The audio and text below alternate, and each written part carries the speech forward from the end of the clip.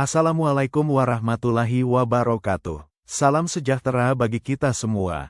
Shalom, Om Swastiastu, Namo Buddhaya, salam kebajikan. Mari mengenal 5 sayuran penakluk asam urat dan rematik yaitu seledri, bawang putih, jahe, kubis dan wortel. Coba Anda bayangkan situasi ini sebentar. Oke, situasi seperti apa? Anda bangun di pagi hari, matahari baru saja terbit, dan Anda berniat segera turun dari tempat tidur untuk menyeduh kopi. Rutinitas pagi yang sangat normal. Benar. Tapi, begitu kaki Anda menapak lantai yang dingin itu, tiba-tiba ada rasa nyeri yang menusuk tajam di lutut. Oh iya? Atau mungkin saat Anda mencoba meraih cangkir kopi, jari-jari Anda itu terasa sangat kaku, bengkak, dan sulit sekali digenggam. Pasti rasanya sangat tidak nyaman. Banget. Dan kebanyakan dari kita, mungkin termasuk Anda yang sedang mendengarkan, akan langsung menghela napas panjang dan bergumam, ya namanya juga udah umur. Faktor U ya? Tepat. Kita sering menganggap rasa sakit sebagai semacam pajak yang harus dibayar karena kalender terus bertambah. Iya, benar banget. Seringkali kita memang tertipu oleh asumsi kita sendiri soal penuaan itu. Kita menormalisasi rasa sakit. Kita berpikir bahwa, seiring berjalannya waktu, persendian kita ini memang ditakdirkan untuk aus dan rusak. Padahal mungkin tidak selalu begitu kan? Tentu tidak. Secara biologis, tubuh manusia itu tidak dirancang untuk menyerah begitu saja pada usia. Ketika sendi Anda bengkak dan panas, itu bukan karena tubuh Anda sudah kedaluarsa. Terus karena apa dong? Itu adalah respons langsung tubuh yang sedang kewalahan menghadapi tumpukan masalah yang sistem internalnya itu tidak sanggup lagi bereskan sendirian. Wow, dan persis disitulah eksplorasi mendalam kita kali ini menjadi sangat krusial. Betul sekali. Hari ini kita membongkar setumpuk catatan medis dan transkrip praktek dari Dr. Yeni. Beliau ini seorang praktisi medis yang selama lebih dari 2 dekade mendedikasikan dirinya untuk menangani keluhan fisik para lansia. Ya, dari kanalnya yang bernama Bugar Usia Senja. Benar. Dari situ beliau mengungkap sebuah realita medis yang cukup mengejutkan. Dan sejujurnya jarang sekali dibahas tuntas di ruang konsultasi konvensional. Karena biasanya fokusnya langsung ke obat kimia ya? Iya. Nah, misi kita hari ini adalah membuktikan sebuah klaim yang mungkin terdengar mustahil, yaitu bahwa dengan bermodalkan uang Rp20.000 saja. Tunggu, Rp20.000? Iya, Rp20.000 yang Anda bawa ke pasar tradisional.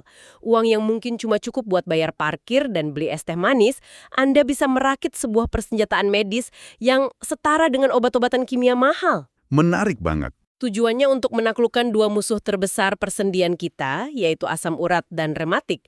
Oke, mari kita bedah ini. Siap. Tapi sebelum kita bicara tentang solusi dari pasar tradisional itu, kita perlu memetakan anatomi masalahnya dulu. Sepakat. Ibaratnya kalau mau bersih-bersih, kita harus tahu kotorannya seperti apa kan? Tepat. Jika kita ingin membersihkan sebuah ruangan, kita harus tahu kotoran macam apa yang berserakan. Berdasarkan catatan Dr. Yeni, masyarakat seringkali terjebak dalam kebingungan. Kebingungan gimana maksudnya? Mereka sering mencampur adukan antara asam urat dan rematik, seolah-olah keduanya adalah penyakit yang sama. Oh iya, sering dengar tuh orang bilang, aduh asam urat rematik kukumat, dijadikan satu kesatuan. Nah, padahal mekanismenya sangat berbeda. Mari kita urai dari asam urat terlebih dahulu. Asam urat ini sebenarnya adalah sampah organik, produk sisa metabolisme. Oke. Setiap kali Anda menikmati makanan tinggi purin, seperti daging merah yang berlemak, jeroan atau hidangan laut, Makanan enak semua itu. memang. Nah, tubuh Anda akan memecah purin tersebut dan menghasilkan zat yang disebut asam urat ini. Sebentar, biar saya perjelas. Boleh. Berarti secara alami, tubuh kita ini memang pabrik pembuat asam urat. Betul. Itu bukan racun asing yang tiba-tiba masuk dari luar. Bukan sama sekali. Asam urat itu normal. Dalam kondisi yang seimbang, zat ini mengalir tenang di dalam aliran darah Anda. Terus dibuang kemana? Menuju ginjal, lalu difilter dan dibuang ke toilet bersama urin Anda. Masalahnya baru akan meledak ketika sistem ini mengalami overload. Kewalahan gitu ya ginjalnya. Iya. Bayangkan Anda membuang terlalu banyak sampah ke dalam corong yang kecil. Ginjal Anda kewalahan. Ketika ginjal tidak sanggup lagi membuang semuanya, asam urat yang tersisa di dalam darah ini akan mengkristal. Mengkristal kayak gula gitu. Mirip, tapi lebih tajam. Dan kristal ini sangat suka bersarang di ruang-ruang persendian. Dr. Yeni punya analogi yang sangat visual untuk ini. Gimana analoginya? Coba bayangkan sendi lutut atau jari Anda itu sebagai sebuah engsel pintu besi yang berat. Oke, engsel pintu. Jika engsel itu dilumasi dengan baik, pintu akan terbuka dan tertutup tanpa suara. Sangat mulus. Pasti. Tapi kristal asam urat ini, jika dilihat di bawah mikroskop, bentuknya seperti jarum-jarum tajam kecil. Keberadaan kristal ini di dalam sendi Anda, itu sama persis efeknya seperti Anda sengaja menaburkan segenggam pasir kasar dan kerikil. Aduh ngilu bayanginnya. Iya, ditaburkan ke dalam engsel pintu yang tadinya berminyak mulus tadi. Wah, itu analogi yang sangat bisa dirasakan. Kalau ada pasir kasar di dalam engsel, setiap kali pintunya digerakkan, engselnya pasti akan berdecit keras. Benar. Macet dan gesekan kerikil itu pelan-pelan akan menggores dan merusak besinya. Tepat sekali. Dan goresan itulah yang Anda rasakan sebagai nyeri yang berdenyut, kemerahan, dan pembengkakan. Jadi nyerinya itu benar-benar dari luka fisik di dalam. Betul. Setiap kali Anda menekuk lutut atau melangkah, pasir mikroskopis itu secara harfiah sedang menggesek jaringan dan tulang rawan Anda. Oke, itu asam urat, tumpukan pasir di dalam engsel. Tapi lalu apa bedanya dengan rematik? Nah, Karena saya sering dengar orang berkata, aduh rematik saya kambuh, padahal gejalanya mirip. Apakah rematik itu berarti pintunya sendiri yang mulai berkarat dan terbakar? menarik. Dan apakah orang yang punya tumpukan pasir di engselnya ini otomatis pintunya akan ikut terbakar? Yang menakjubkan di sini adalah keduanya adalah kondisi yang berjalan di jalur yang berbeda, meskipun kadang-kadang keretanya bisa bertabrakan. Gimana tuh maksudnya? Tumpukan pasir asam urat yang dibiarkan bertahun-tahun memang bisa memicu peradangan kronis yang gejalanya menyerupai rematik. Tapi, Anda bisa saja memiliki engsel yang sepenuhnya bersih dari pasir asam urat, Oke. namun pintunya tetap terbakar. Kok bisa? Karena rematik, khususnya yang kita sebut sebagai rheumatoid arthritis, akar masalahnya ada pada miskomunikasi sistem imun. Sistem imun, pasukan pelindung tubuh kita sendiri. Betul. Sistem kekebalan tubuh Anda yang seharusnya bertugas sebagai tentara pelindung dari virus dan bakteri, tiba-tiba mengalami glitch atau kebingungan. Oh, salah target gitu. Iya, tentara-tentara ini melihat jaringan sehat di persendian Anda sebagai ancaman asing. Jadi, mereka menyerang sendi Anda sendiri secara membabi buta. Ya ampun. Itulah sebabnya banyak pasien yang hasil cek darah asam uratnya sangat normal, tapi sendinya bengkak luar biasa karena diserang oleh imunnya sendiri. Wah, ini benar-benar medan perang yang berlapis ya. Sangat berlapis. Di satu sisi, ada yang menderita karena tumpukan limbah kristal tajam akibat beban ginjal yang berlebih.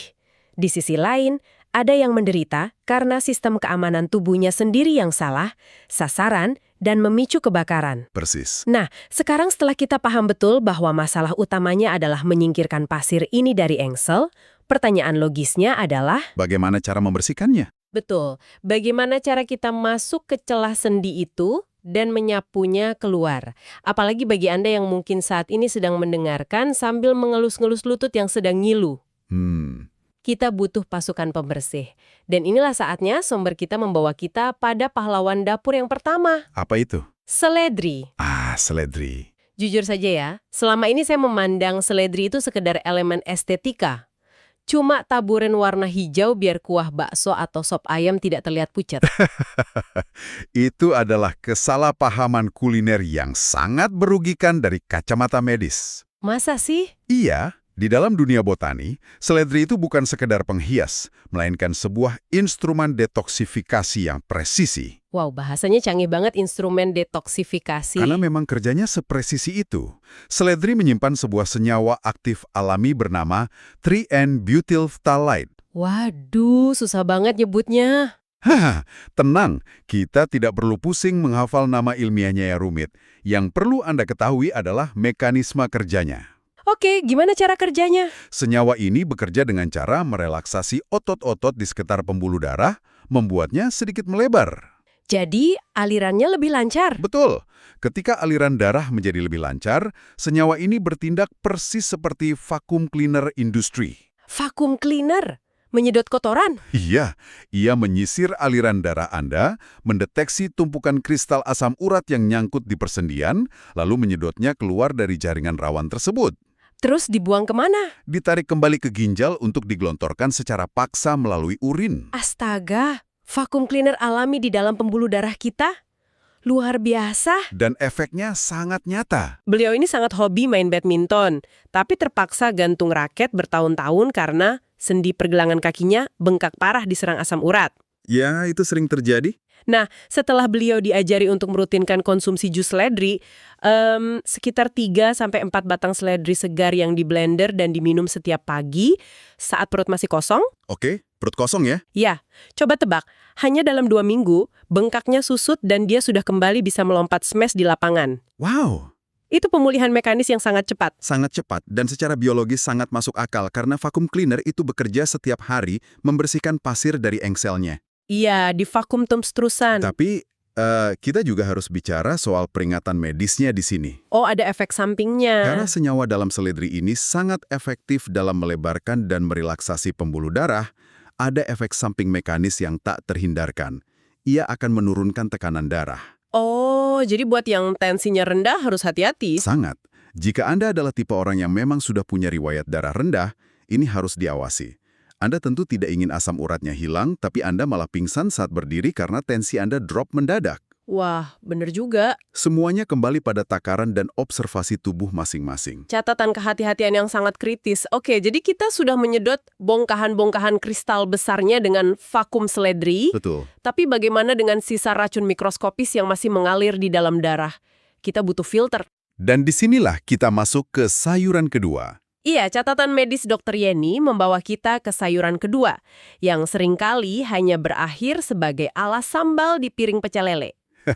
Kasihan sekali nasibnya. Ya, kubis. Nah, mengerdilkan fungsi kubis hanya sebagai lalapan pendamping, itu adalah sebuah kerugian besar. Kenapa begitu? Jika seledri adalah penyedot debunya, kubis ini memainkan peran kimiawi yang sangat berbeda. Banyak orang keliru mengira bahwa kubis bekerja seperti spons cuci piring yang secara fisik menyerap racun. Emang bukan begitu ya? Padahal, mekanismenya jauh lebih canggih dari itu.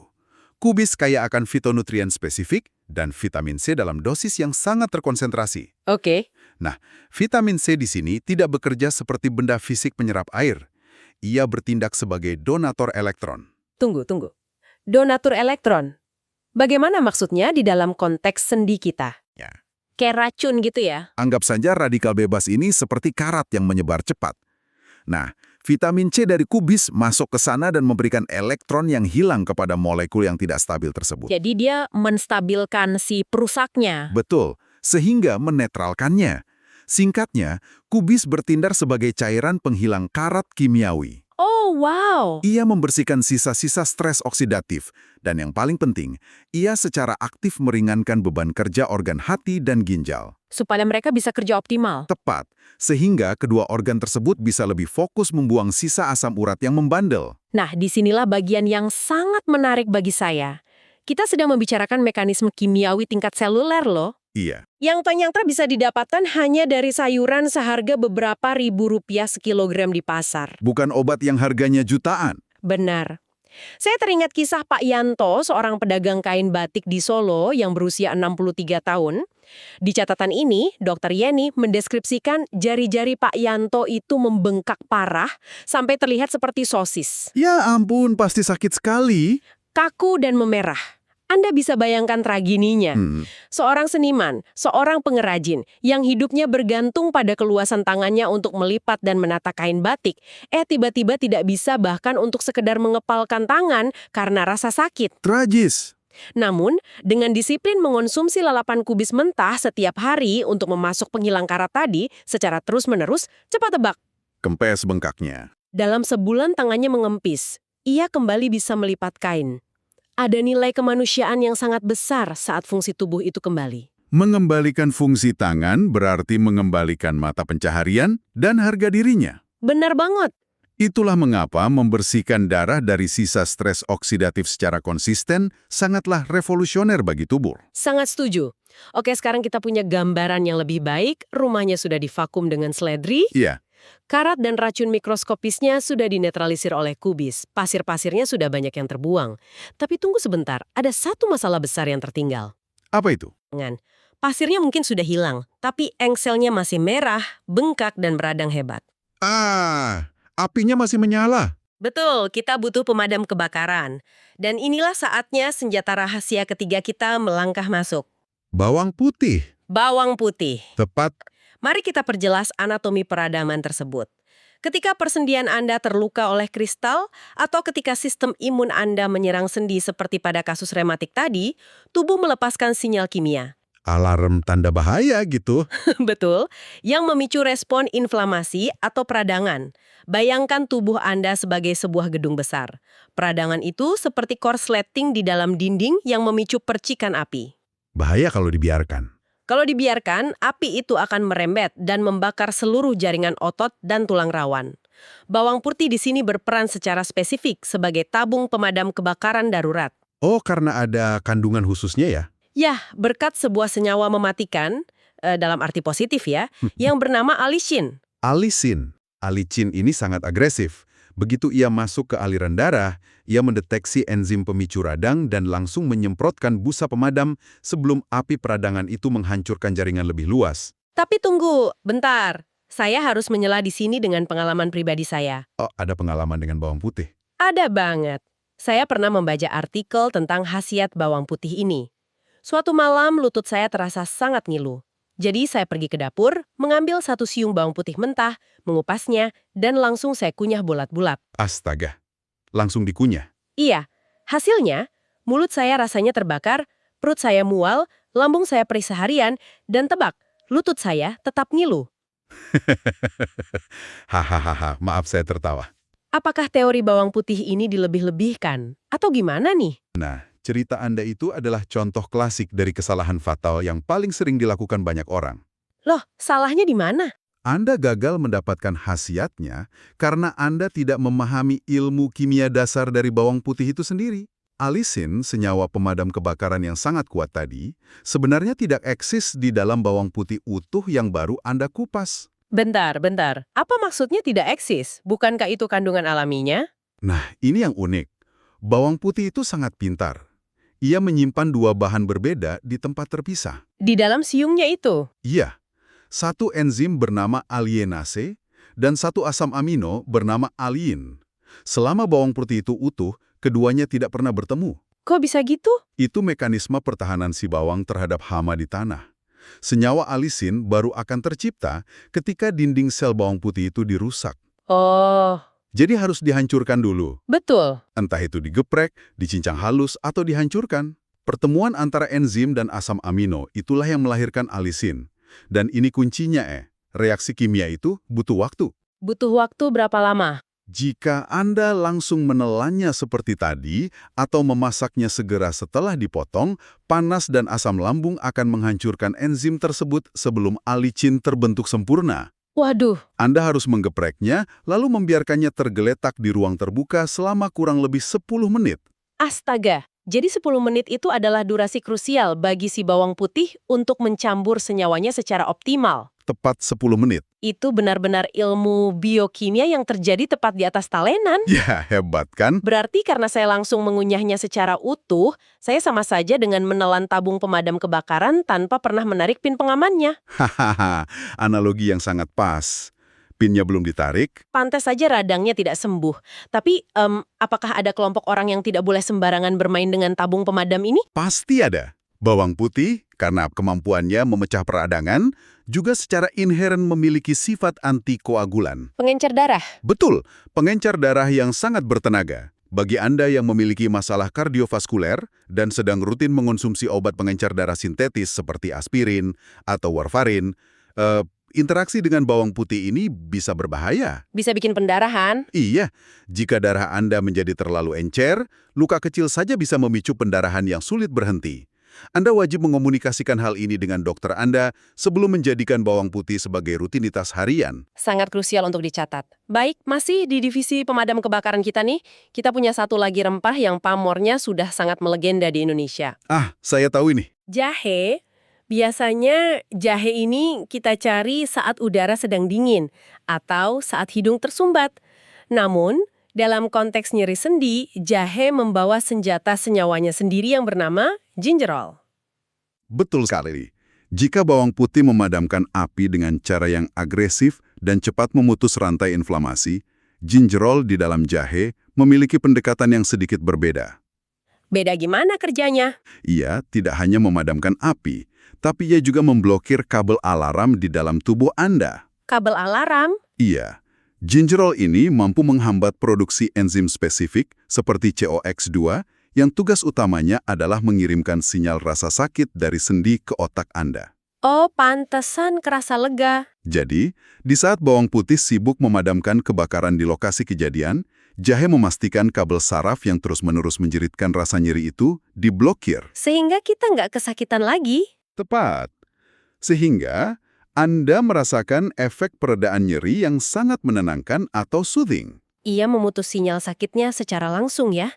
Ini sangat selaras dengan kisah Pak Ahmad, seorang nelayan berusia 64 tahun dari Makassar.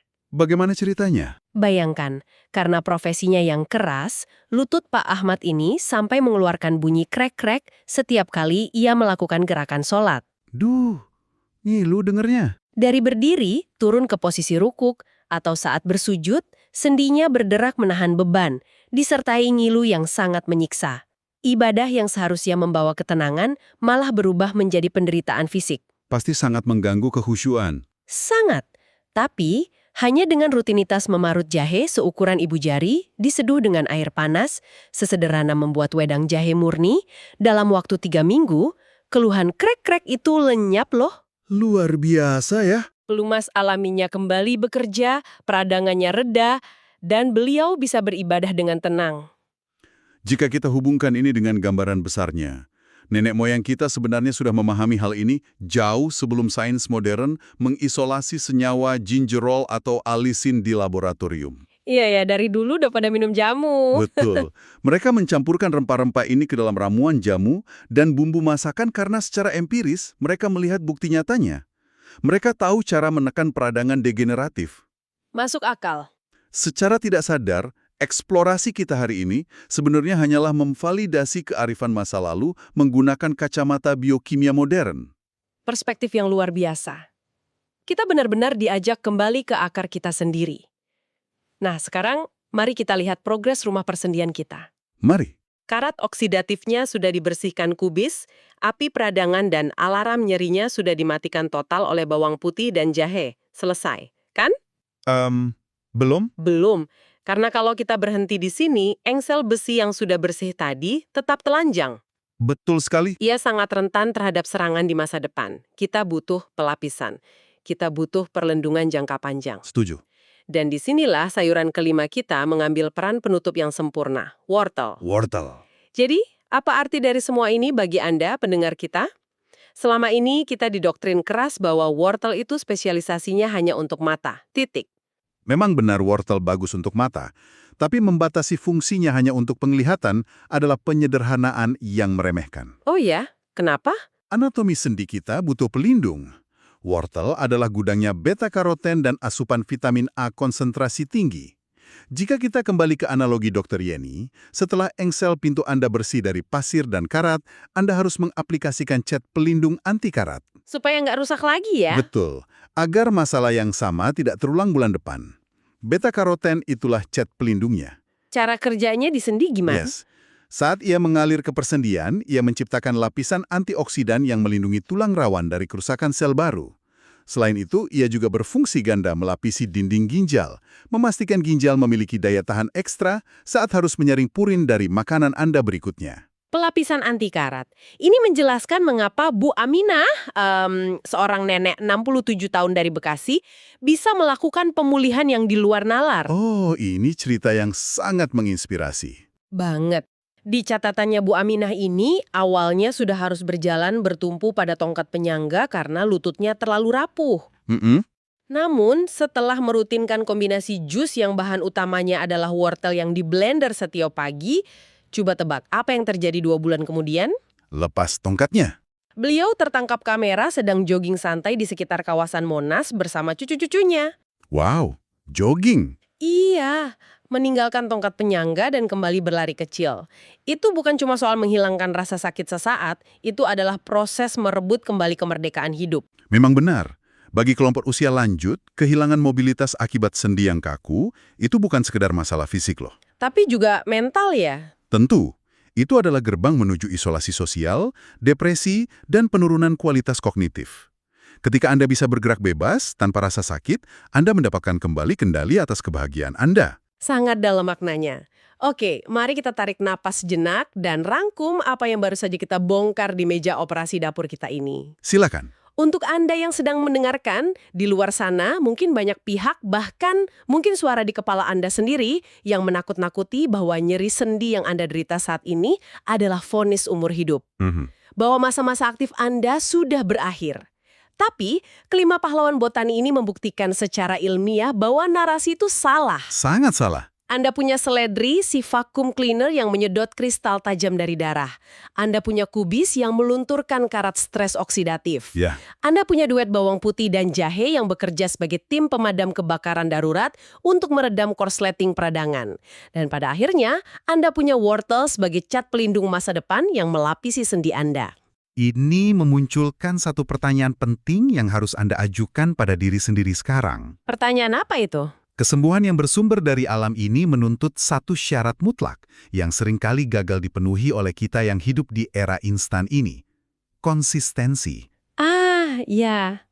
Nggak bisa cuma sekali minum langsung sembuh selamanya. Betul, nutrisi-nutrisi ini bukanlah pil ajaib yang menghilangkan sakit dalam satu malam seperti obat penahan nyeri sintetis. Mereka butuh proses. Mereka bekerja mengubah biokimia tubuh Anda secara fundamental, sel demi sel, perlahan tapi pasti. Pertanyaannya bukan, apakah Anda sanggup membeli solusi ini karena harganya sangat murah? 20.000 aja cukup. Benar, melainkan seberapa konsisten dan disiplin Anda bersedia memasukkan nutrisi murni ini ke dalam tubuh Anda setiap harinya. Sebuah tantangan yang sangat valid dan layak untuk direnungkan. Dan sebagai penutup eksplorasi mendalam kita hari ini, saya ingin meninggalkan Anda dengan satu pemikiran provokatif. Oke. Sesuatu yang mungkin akan mengubah cara pandang Anda setiap kali Anda melangkah ke dapur esok pagi.